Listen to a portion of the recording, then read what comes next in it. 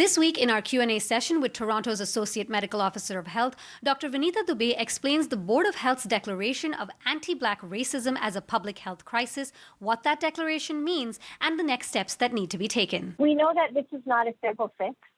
We know that there's no one thing that we can do to kind of make this right. And so by declaring it a crisis, what we're saying is this is something that we need to put more attention on.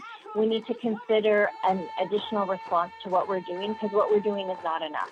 Does that mean there's actually basically just more money going behind this? Is there more time, more research? What does it come down to?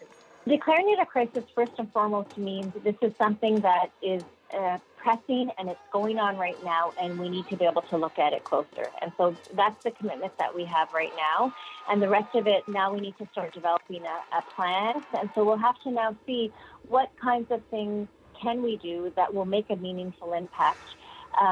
Who should we be working with? What kind of things should we be measuring to make sure that we're actually making a difference? And we can even see for COVID, where COVID has impacted on some of our more broader analysis, racialized groups. And so even just for this one particular disease, what can we do? But also in the broader context. There's housing, there's employment, there's health.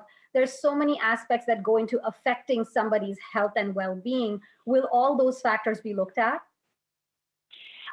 From a public health perspective, our goal is to be able to, recognize many factors impact health, and to be able to work with our community partners, other people at the city, to be able to now start looking into it a bit more. So this is the first step.